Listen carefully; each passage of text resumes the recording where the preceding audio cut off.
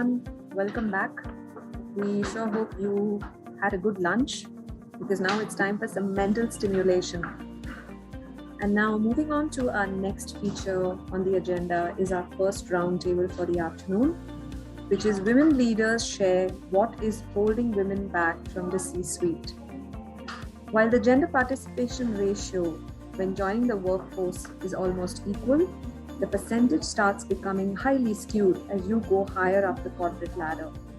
But ambition and drive has no gender. Women leaders discuss what it takes to make their way to the top and why many women are still hesitant when it comes to rising in their careers. This roundtable is being moderated by our very own Neha Bagaria, founder and CEO of Jobs for Her. We do invite the audience to leave us questions for our panelists with regard to your career journey or theirs. Over to you, Neha. Thanks, Kajal. I am extremely excited to host this roundtable discussion because we have on this roundtable some amazing women leaders from across industries. And let me quickly do one round of introductions for the kind of women leaders we have joining us today. First and foremost, we have Avantika Bharadwaj, who's the Vice President of Employee Success at Abzuba India Infotech. We have Manvi Sushil, who's the Director HR and CSR South Asia region for AB Denison. Sonali Mongle, who's the Director People Business Partner at MasterCard. Seema Padman, who is the Senior Vice President HR India and APAC for Epsilon. Aditi Acharya, Senior Leader for Technology at Conferry. Manaswini Mohanty, Director DevOps Engineering at AB InBev. Aparna Shekhar, Employee Experience Lead at Cargill Business Services India. Purnima Vasdev, Technology Consulting Leader at EY-GDS. Elena Lucian, Head of Quality Engineering at Xperi Romania. And of course, it's going to be moderated by me, the founder and CEO of Jobs for Her. And the discussion for our roundtable today is sharing what is holding women back from their C-suite. So to get started, to just give you a brief background about why we chose this topic. We all know that ambition knows no gender. But in India, domestic responsibility does know only one gender. Ask any schoolgirl and she will tell you what she wants to be when she grows up. But that same girl takes us forward with a college education and sets off to pursue her dreams in the early stages of her career.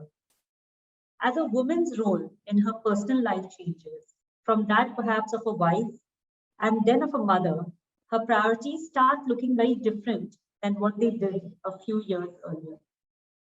This is because family responsibilities, a majority of which is still shouldered by women alone, keeps them from pursuing higher positions at work. Women are clouded by what ifs. What if taking on more responsibility at work will keep me from giving more time to my family? And so on. At other times, it is the sheer difficulty of shattering that ever-present glass ceiling that dissuades many women from even considering giving the C-suite a go. Today, it's my pleasure that we are speaking to women who have shattered all these beliefs and these obstacles, and they are going all the way to the top of their careers so that they can discuss what it takes to make that arduous climb up and why many women are still hesitant when it comes to rising in their careers and what they would like those women to know. So let's get started with Avantika. Avantika, you have led large teams over a 20-year-long career. I'm sure you worked with many women and might have seen a good number of them leave the workforce and not give themselves a chance to advance.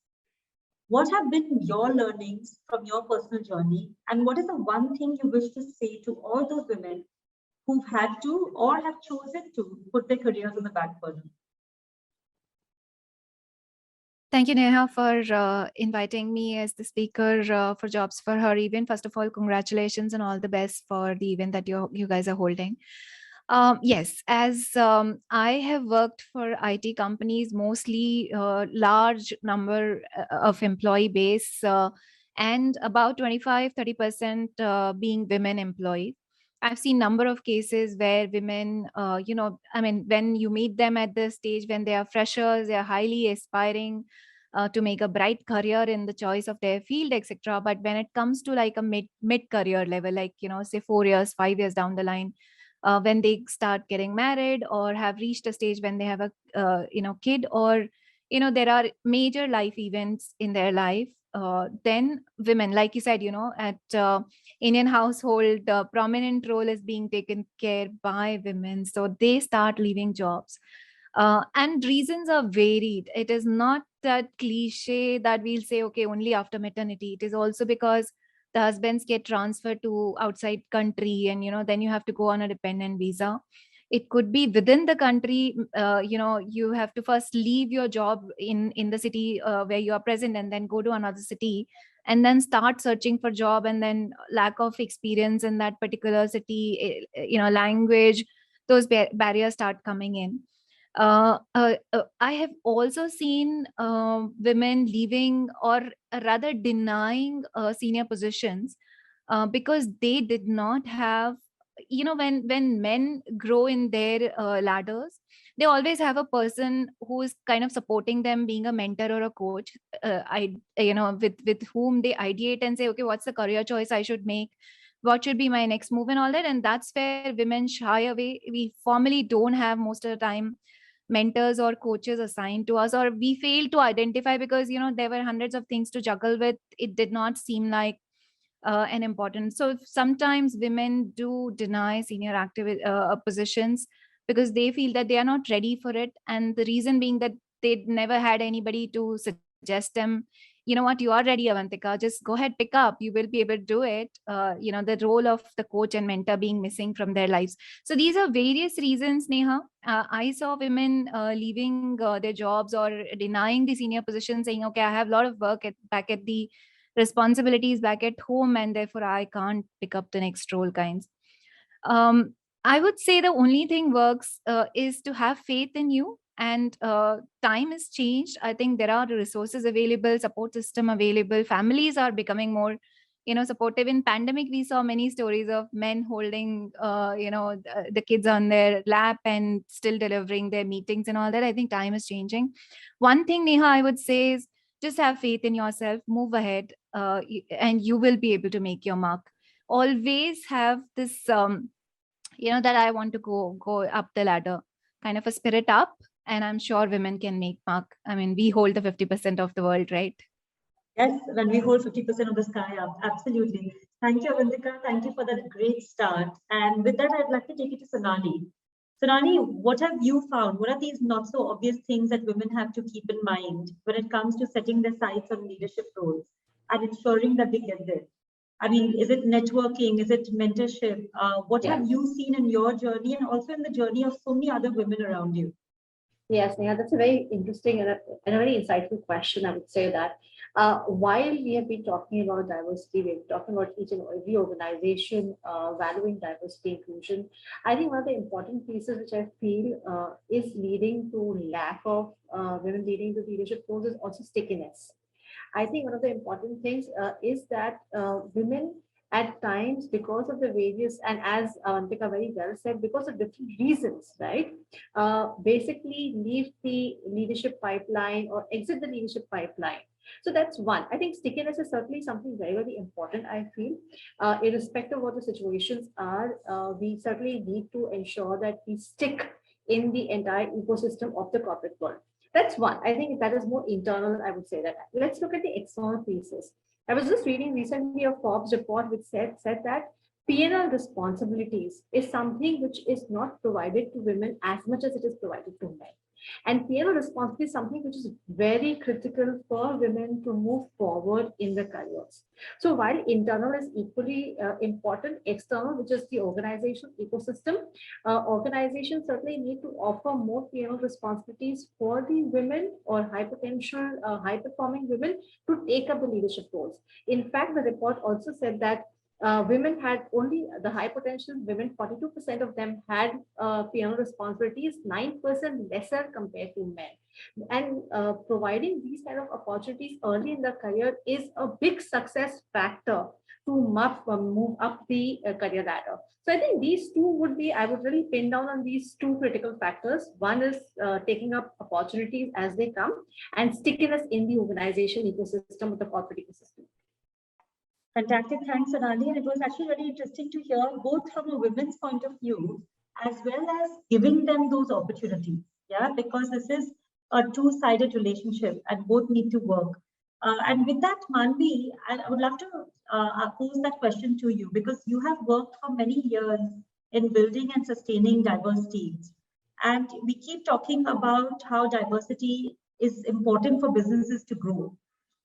So while we see this diversity at the entry level, can you give us insights on how it is more beneficial for companies to have diversity at leadership positions, at this P&L level that Sonali was talking about? And also what knowledge women need to be equipped with when it comes to them not shying away from these kind of opportunities when it comes their way? Sure, thank you, Neha. It's, I'm sure, a question that all of us wonder about, right? When we are so boldly stating our DEI objectives, we often wonder, what will it take to make them happen, whether it's at the leadership level or it is at the most frontline level. So thank you for giving me the opportunity to answer with my thoughts. My own reflections on this question is that it is can be broken down into two parts, right? One can be from the organization or the business perspective. What stops organizations and businesses from leaning forward on this, right? And the second part to this question is about the women themselves who aspire to do these leadership roles. We recently did a survey in our own organizations around how many women aspire to do leadership roles. We did not have one saying no. Right, and that also, on a serious note, these are the two aspects to the question, right? So the first one, for organizations, my reflections are that it is about the movement from tokenism to business intent. If a target is given to me as the business leader to accept an X% target without me really owning the business intent around it, it will stay tokenism. Now, and let me explain what I mean by that. There are businesses which can deeply appreciate that members of diverse teams see things in a variety of ways. They know that diverse teams are poised to recognize new opportunities, whether it's market opportunities, product opportunities, whether it is new ways of doing the same thing.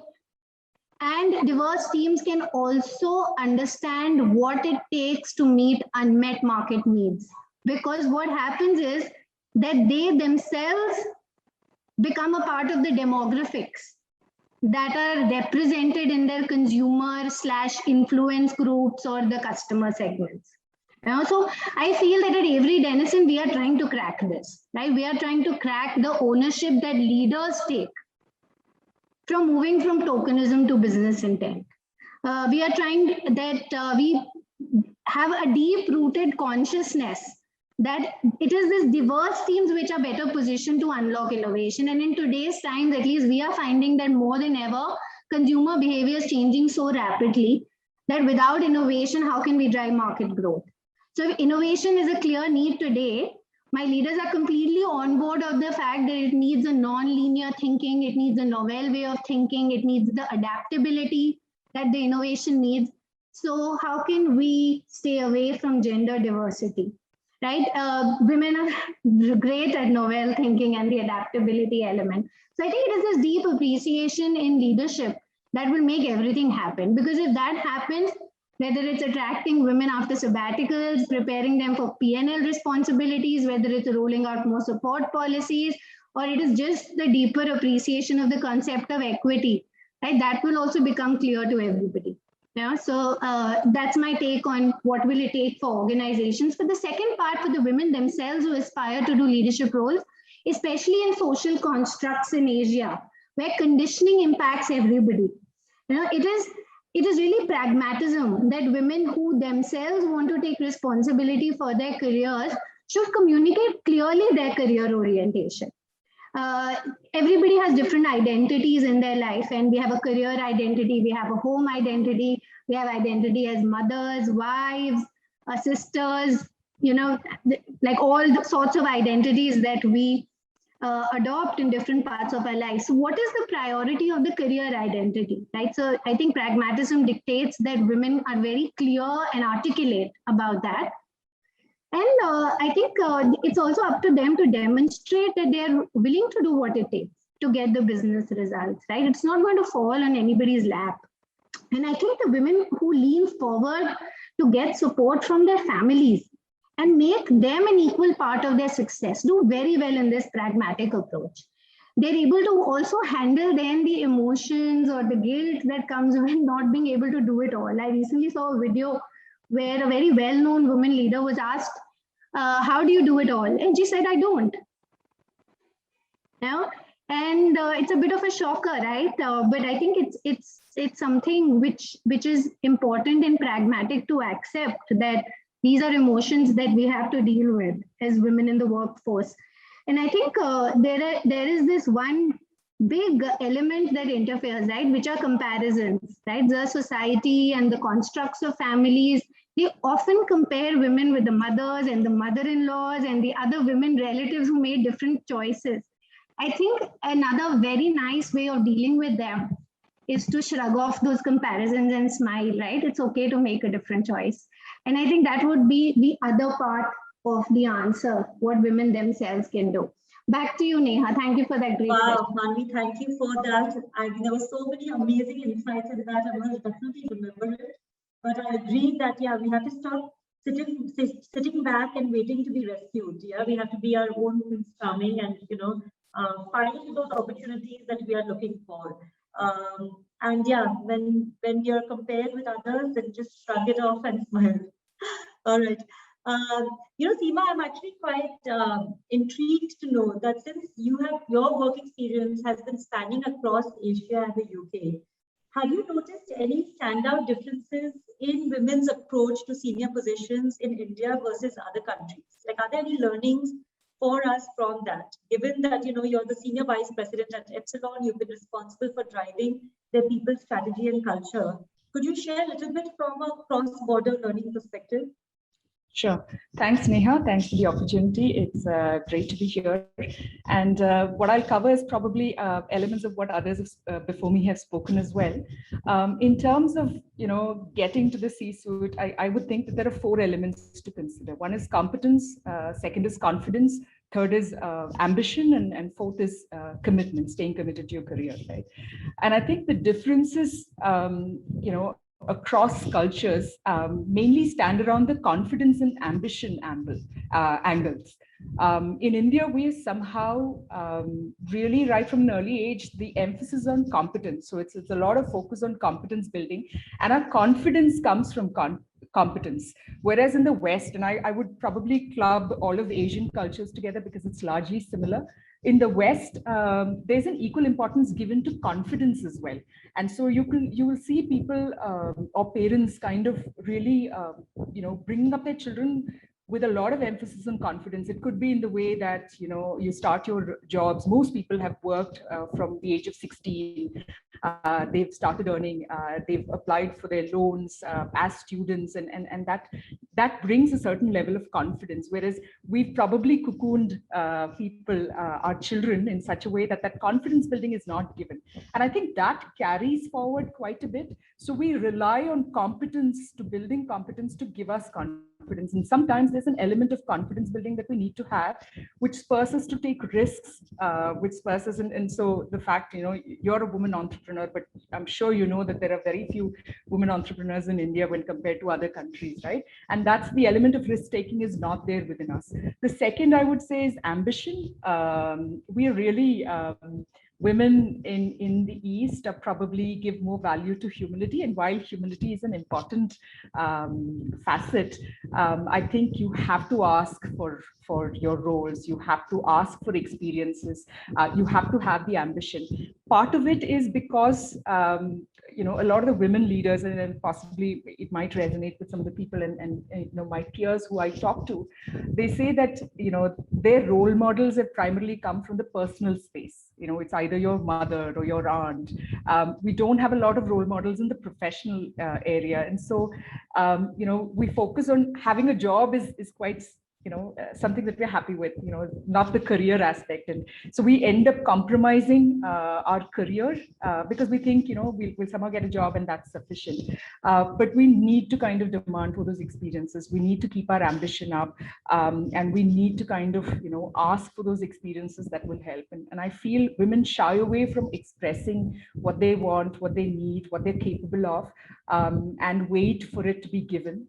And I think those two factors really make a big difference when it compares to women in the West. Okay, that's fantastic, Seema. Elena, would you agree? I know, Elena, you're joining us from Romania, and that's fantastic. We'd love to. And we know that you have worked as a mentor to teams and team members to amplify what Seema is talking about, right? About to amplify the communication, their competence, their connections, and their confidence. How important have you found this also in women employees who are around you? Do you see them requiring that extra push when it comes to setting their sights higher in their career? Hi, Neha. Thank you for this session. It is really great to see other perspectives and other experience and other cultures and how women have actually the same problems. So in my experience with team members and especially with women in my teams, well, it's very important for them to have validation. And when the validation, it comes from the higher position, and we all are in the higher position, and we are validating that their concerns and maybe the moments with lack of confidence or the moments when they don't feel recognized or they don't feel seen are okay to be present. And we all have, and we all had in past the same situation. And we found the resources, the internal resources, and also the external resources to talk to someone, then it's okay for them and they can have a step forward. It's not a push. We usually don't push people, or you don't push women. It's just talking. And when the emotional part is translated to a logical part and they feel that the confidence of speaking and finding the solution, then the next step is easier to be done.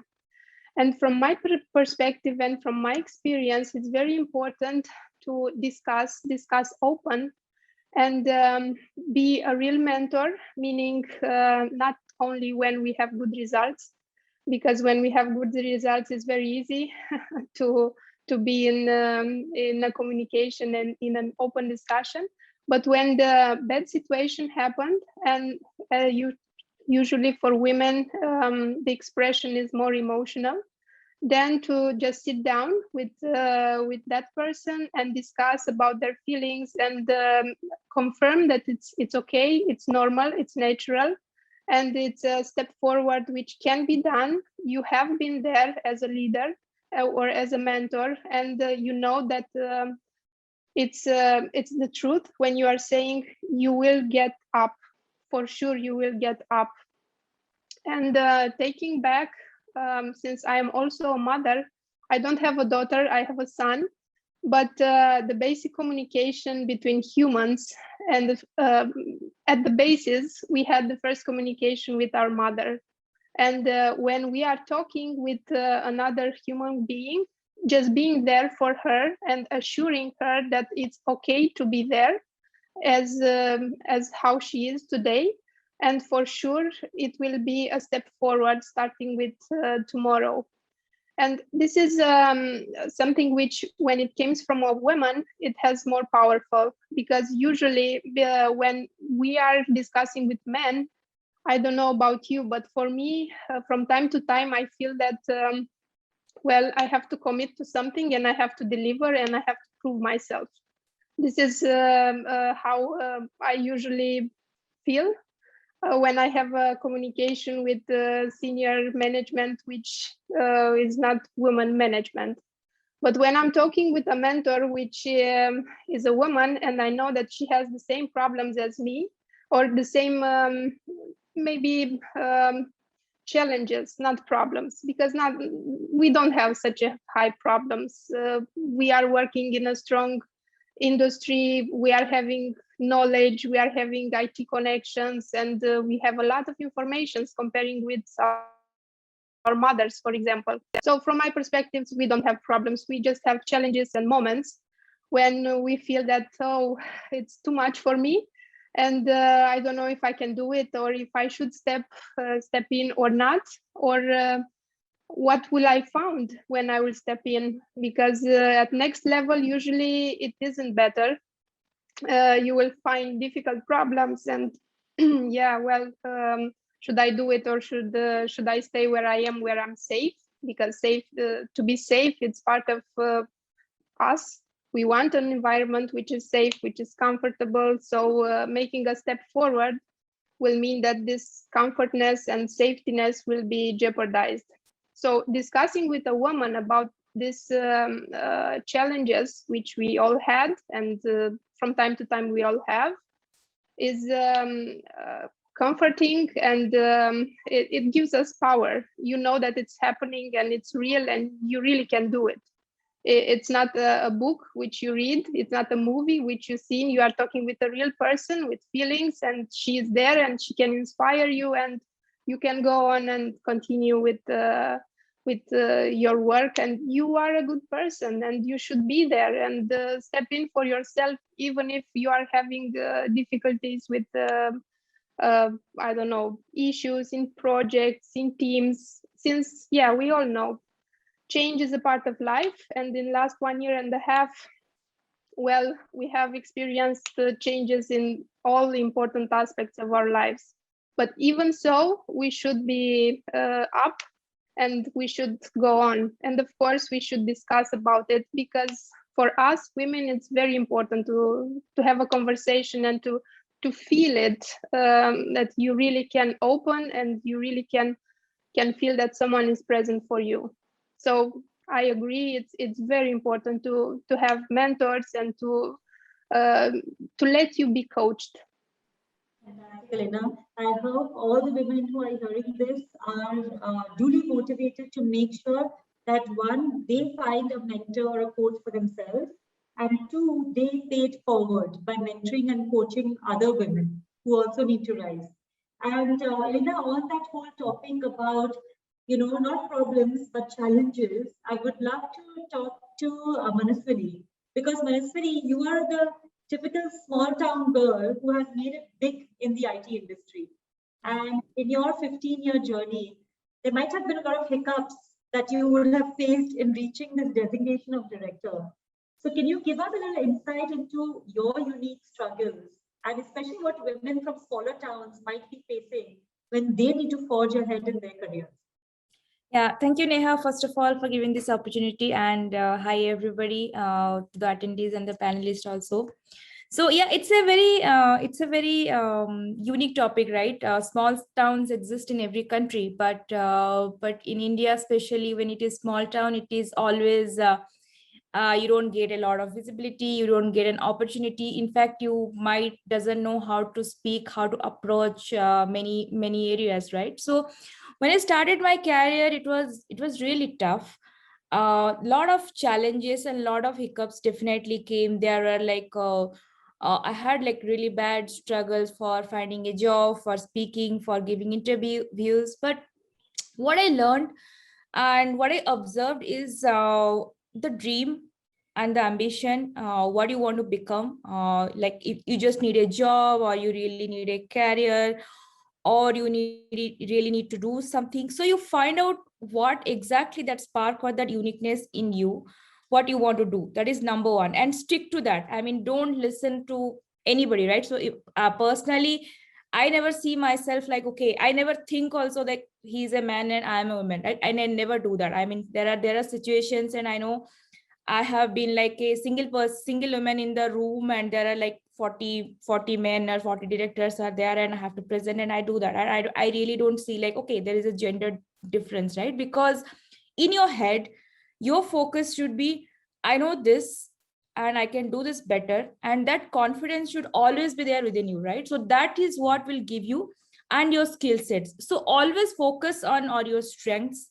Never think about, okay, these are my weaknesses, I need to work on them, right? No, that's a really bad way of thinking, because if there are weaknesses, you will never be able to improve them and you will lose whatever your strengths, right? So always focus on what you know and do that in best, right? So if you like sometimes I really follow a lot of speakers and motivators, and I like, confidence is everything, but don't make it an arrogance, right? Don't think I know everything, but yeah, be confident and every day learn. I mean, every day, and from every small to big employee, specifically when you are a leader, and I have a really large team. Like I manage around a lot of men who are more senior to me. They have, I mean, they definitely come with the ego issue, right? Like, okay, you are so and so age, and we have so much experience in the market and everything. But yeah, you need to make sure like you understand the person, you are right what you are doing, and very important, never take decisions emotionally, because we have that tendency, and you have to learn that as fast as you grow, right? That, oh, we attach our emotions to the job. No, your job is your job, that is your career, that is where you focus, that is your individuality, and that brings you that identity. Okay, I am this person, I do this.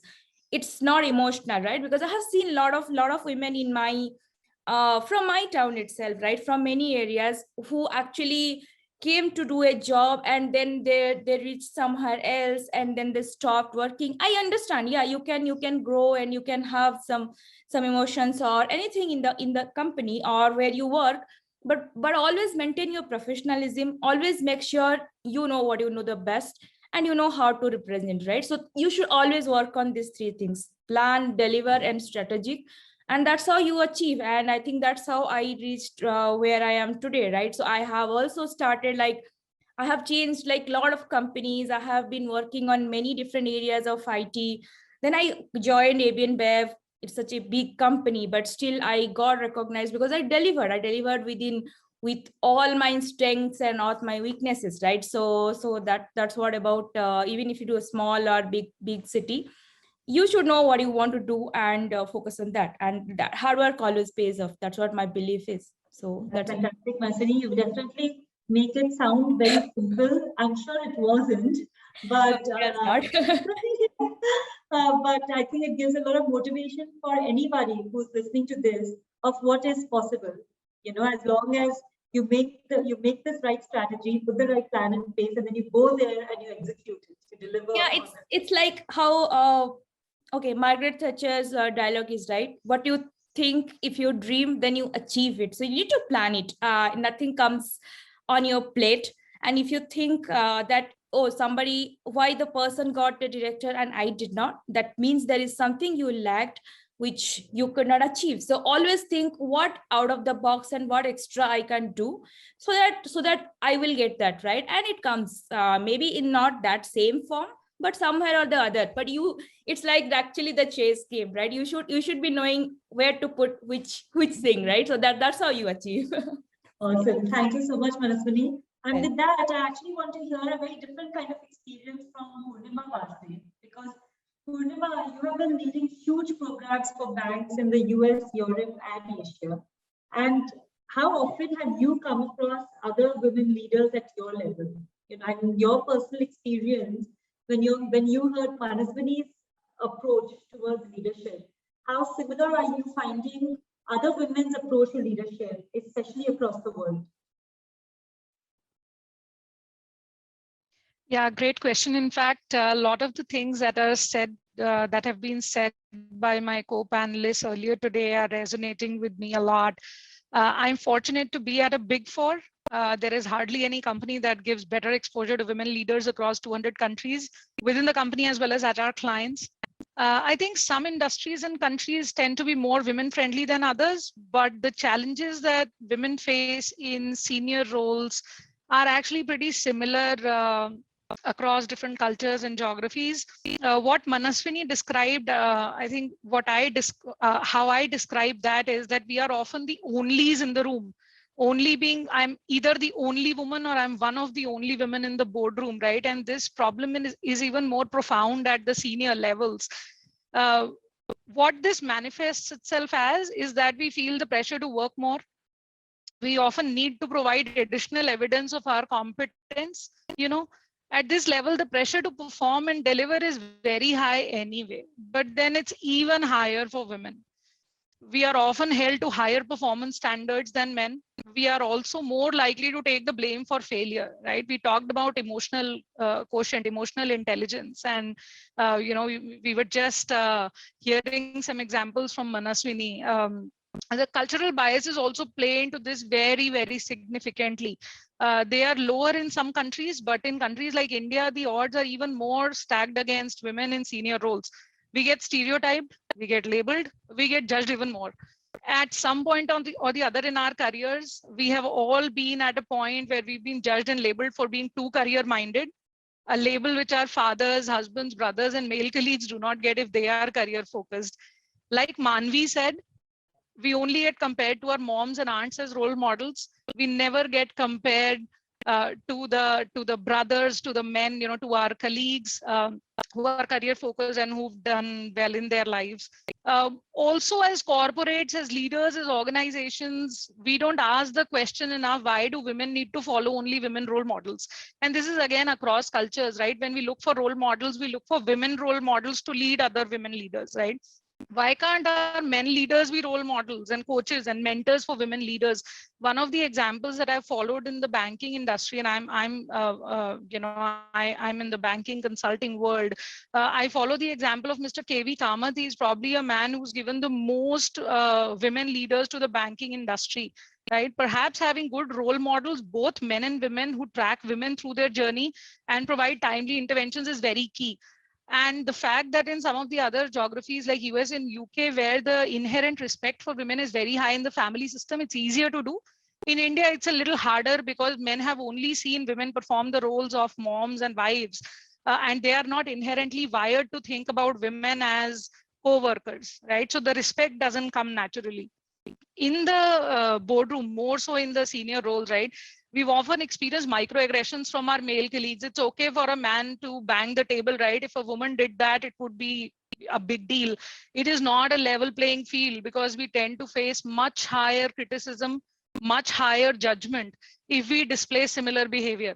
So when the stakes are high, especially in senior level roles, the combination of being the only and the fear of that harsh judgment actually creates additional stress for us as compared to our men colleagues. I feel because of a combination of all these things, women are more likely to feel burned out. We do feel the pressure to work more, prove ourselves more. The feeling in my head is as though we have to be always on, right? We can never be at peace. We can't be resting in our heads, right? Getting women ready for C-suite roles is not something we do one day, right? We have to coach ourselves, we have to train ourselves, and it's a journey that follows a woman through her entire career, not after she becomes a leader. So we can't be having interventions, we can't be having mentorship sessions when we want to promote somebody to a director, right? We have to have that thinking through the life of a woman the minute she joins us from college. At EY, for example, we do pay very special attention to addressing these unconscious barriers, both for men and women. And including, things like instilling confidence, telling people, women to hold their ground, dealing with stress and self-judgment. And these programs that have to be designed specifically for women in the junior to mid-senior career stages, so that they are trained and groomed by the time they get to the senior leadership levels, when they are really ready, they have really been hardwired to think like men.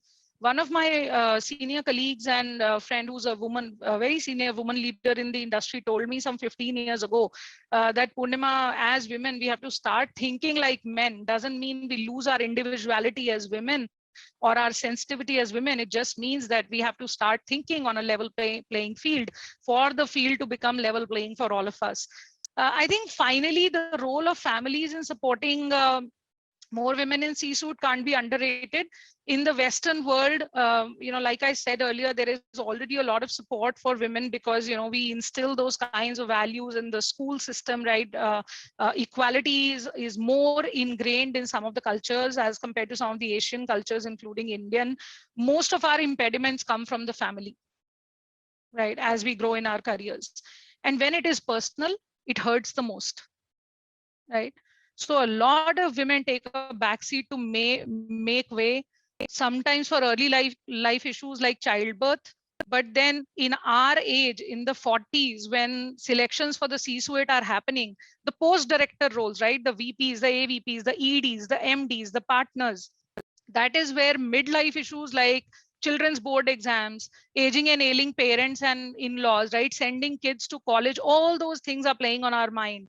We have to find ways to not only support other women through these life stages, women that we are mentoring, but also as organizations design policies for supporting women at junior career levels, mid-level, senior levels, and implementing them in letter and spirit, so that we are promoting the right culture for women at all career stages, so that when they get to that career stage, they are not thinking that the policies are only for the junior women and not for us, right? So the spirit, the culture that we inculcate as organizations is extremely critical to ensuring that women are not dropping out of the leadership roles.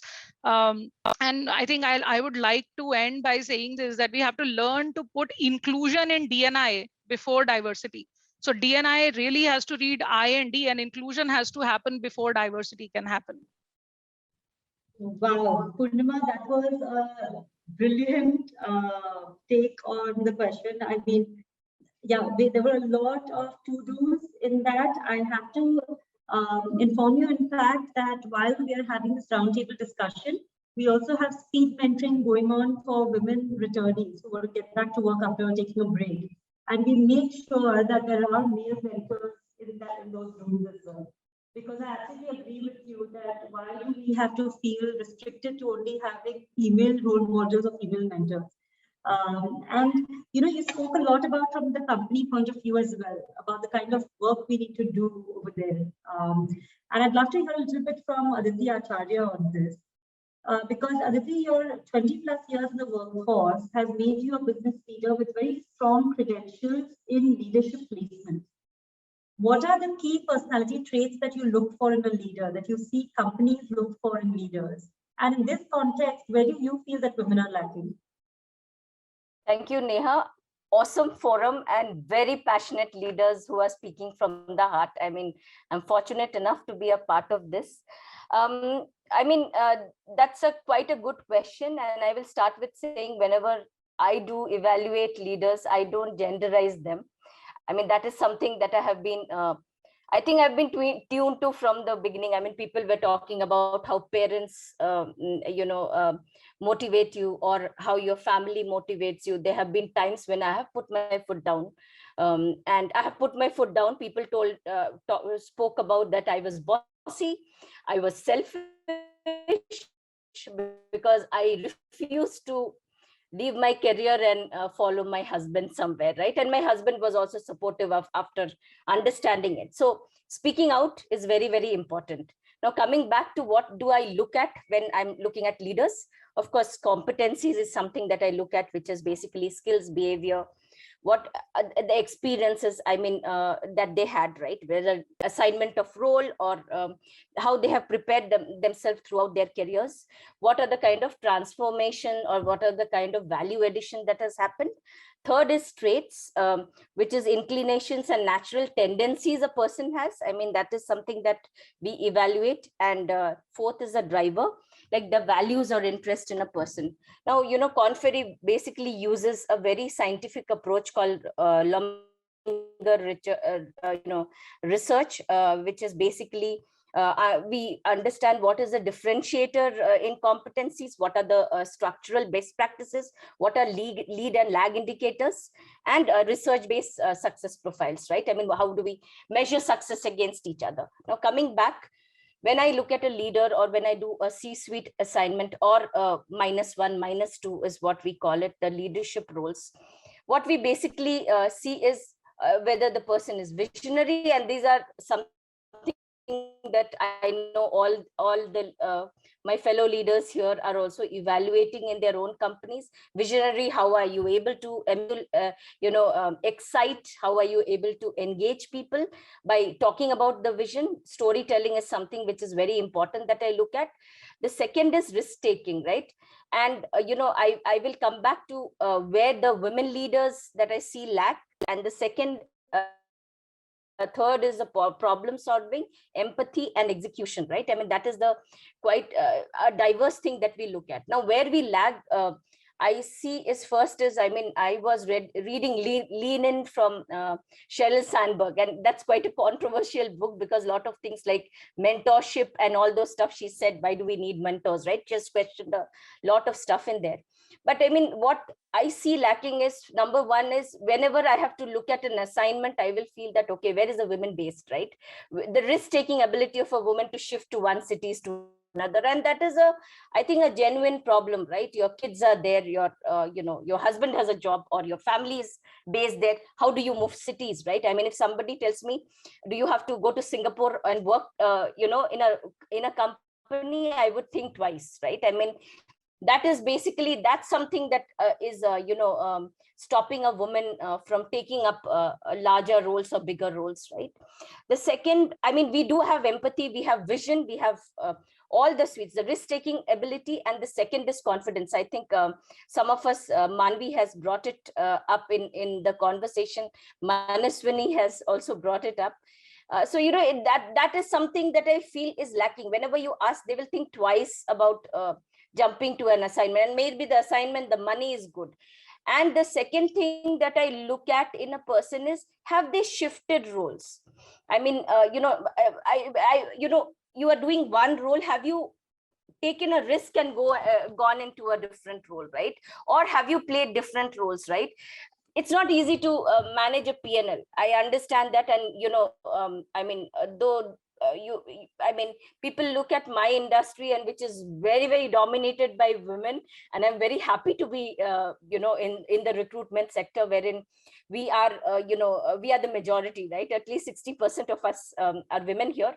But saying this, when it comes to taking a larger responsibility, and it has happened to me in life, the risk-taking ability, I never raised my hand. I waited for somebody to tell me that, you know what, you can take an India head role. And I said, oh my God, 7 centers in my earlier assignment. How can I take it? Or when I was moving from my earlier assignment to, I was in a comfort zone. But that is something that we need to leave. So, the risk taking, and sometimes the confidence part of it is very lacking, right? I mean, why do we not, why do you not think that, we are not, capable enough to take the job? You look at a man, right? If he's 50% ready, and I mean, there are certain people that I have seen is, why are you looking for a change? They will say that, I've not got a promotion for 2 years. I hardly see a woman talking about that. I mean, I would want somebody to raise up the hand and say that I want to, and that is what we need to inculcate. If we have daughters, inculcate in them, right? I'm from the very start, because you need to set an example, right? I mean, mothers set examples, right? I love my mother, and she's been my inspiration throughout. She's not got the opportunity, and she kept me telling me that, you have the opportunity, why don't you, take it up? So these are some of the factors that I feel risk taking is number one. Number two is the confidence that we lack. And number three, shifting roles, because that's more important, in life, right? You have to shift roles to understand what is your mojo, right? What is it that you need to do? And, that's where I feel women lack. I can see a lot of, and I mean, for us, we are executive search consultants, so role is more of coaching. I mean, there are certain places where we coach and say that, take that leave, we are there, I mean, to do that. And they do pretty well in interviews. If you put our mind into it, we do pretty well. If we want the job, we do pretty well. And I'm happy that, these days, usually women are more loyalist.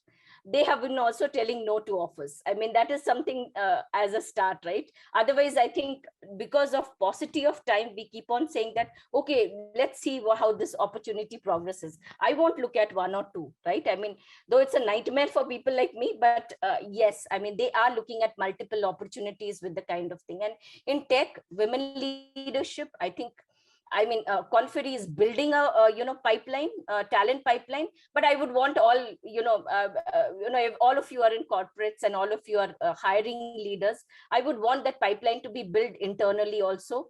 I mean, 60%, I mean, if you look at the statistics, 50% of the women are still coming out of STEM, right? STEM education, right? Science, technology, engineering, and technology roles, right? So I mean, and they drop out because of the first child, because of aging parents. So somewhere we need to have that door open for them to come back and take up the same role rather than take up a different role. It's raising hand is more important. It's about you being able to take up that risk and leap forward. I think then we do well. I mean, that is what is my take into it. Thank you for the opportunity again, Neha. Thank you so much, Aditi. Really love it. And thank you for sharing your personal journey as well. And to be brave enough to also share how you didn't think of it till it fell into your lap. And even then you'd be cajoled into it. And I think that's very, very true. We often underestimate our own capabilities. And it's usually somebody else who has to tell us, you can do it. And it's good to be surrounded by people like that, but it's very important to hone it within ourselves. So thank you for that. And to end with, it'll be great to hear from Aparna Shekhar, because Aparna, you've been driving culture change and you've been reimagining the future of work. Now, when you look at the future of work, how largely do women feature in this plan? And what push do organizations, and organizations like Cargill need to do to ensure that women don't stop short on their way out to the corporate ladder, and some of the things that Aditi brought to the forefront? Thanks, Neha. Great question, and great to be part of this amazing panel. And I hope a lot of people watching this can carry away interesting insights from the discussion. So, as a fast-growing organization, Cargill Business Services basically needs an environment where any and every gender can reach their potential. We've been growing about 2% of our headcount every month for the last year. So the opportunities are really immense from a career point of view. In fact, last fiscal, we moved our women in leadership representation up by 5%. So for us, basically, diversity is a competitive advantage. But then having said that, diversity is also just a measurement metric. It's a measurement of our workforce. What really matters to us is inclusion and equity. And that's where we take some big, bold actions. Take equity, for example. We are a member of the Paradigm for Parity. Over the last 2 years, we've actually taken very aggressive steps around pay equity from a gender lens. But if you really break equity down to its fundamentals, it starts with the recognition that I have a privilege that someone else doesn't. So it could be that as a man, I have the privilege of not being too involved in housework. It could be as a woman, someone from a financially well-off background, I may be able to afford help to look after children. And so for folks like that, they can actually devote more time, more mind space to solving their work challenges, to thinking about how they can grow professionally. So equity is really about recognizing that this privilege is not there with a majority of women in our community and in our workplace. And that's why we're trying to build a culture where our Cargill employees recognize that inclusion and equal access to opportunity is not enough, but what are the ways in which they can be sponsors, champions, advocates, and basically help to create psychologically safe workplaces for someone less privileged. And this is what we call allyship, right?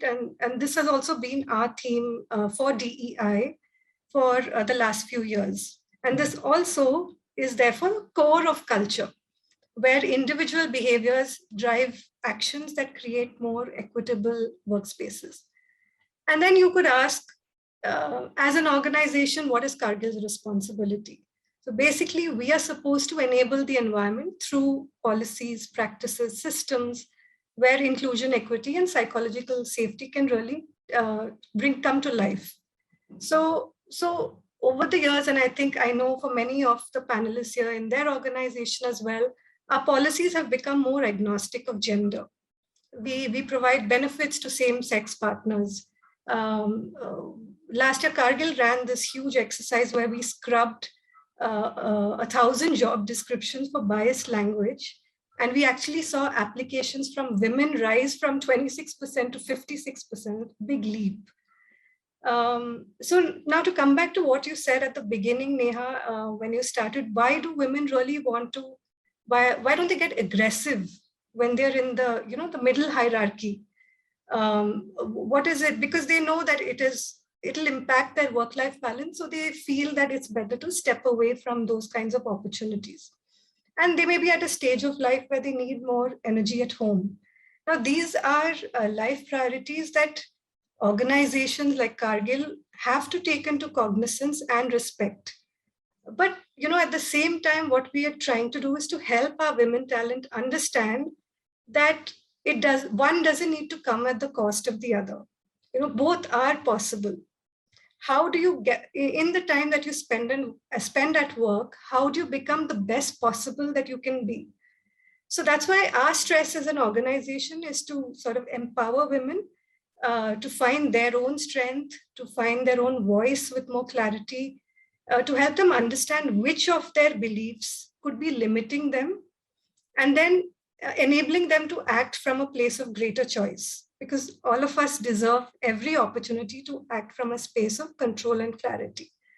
And that's why, like all the other panelists here, we're all working towards building sufficient examples of women in leadership to inspire more women who can teach us, guide us that career need not come at the cost of life balance.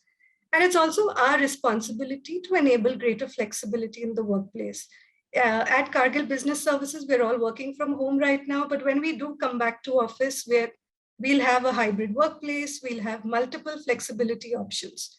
So this is how we're looking at culture, at flexibility, and this is how we're really focused on supporting our women talent to reach higher, grow at the pace they want to, and then make focused, empowering choices for themselves. Thanks, Neha. Hey, wow, thank you, Aparna. That was really incredible. And I hope that a lot of the leaders on this table and those listening to this actually got some good tips on what to take back to their companies to build the right culture and programs that are required to get women ahead. I know we've been getting a lot of great questions on chat, and I would really request all our speakers to please address them on the chat and Q&A section. And finally, to close this roundtable discussion, I'd love to do one round in terms of what we've been all discussing today, which is around what is holding women back from pursuing the C-suite. So in one line, if each of you can share, what is it, that one barrier that you wish that women will let go of in order to continue their climb, what would that be? And I will go around the table. If you could just unmute yourself and say that in one line, that would be great. Avantika? Neha, for me, the biggest barrier is not having the mentor or a coach. So I think let us all identify ourselves a paid investment being done, kind of a coach, and aspire towards a career move. Awesome, great, Avantika. That would be an investment that gives a great ROI. Sonali? For me, Neha, it would be breaking your self-limiting thoughts. So having more self-belief and self-confidence in your own abilities. Awesome, great, thank you. Elena? For me, it will be to have, self-confidence and to know that we are sufficient and I am sufficient and we can do it. Awesome. And in fact, our theme for her, I think, is I can and I will. And yes, you summed that. Manvi? I think for me would be not asking the question why for women. I think we're trained to accept things the way they are. And I think asking the question why can really change the game. Why is it that I need to do something that is expected out of me? Just to ask that question to one own self can really change the game. Awesome. So focus on the why. Fantastic, Seema. I would reiterate the ambition bit and not wait for somebody to offer you something. You know, I think women are very competent, but wait sometimes to be asked. So have the ambition and pursue your ambition. Amazing. Make ambition is not a dirty word. Embrace it, accept it. Manaswini? Yeah, for me, you need to have basically your skills, like focus on your skills and plan your career wise, and it will solve almost all the problems how to achieve. So yeah.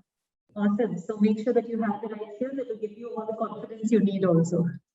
That's great. Purnima?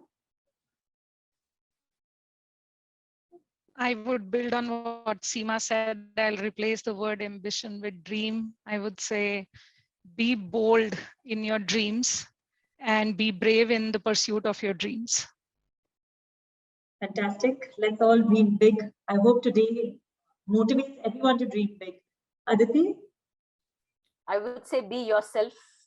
Stop pretending or emulate or imitate anybody. Be yourself. I think we have a lot of patience and you know, and a threshold of pain and patience is very, very high. So be yourself. That's all I will say to all the women in the group.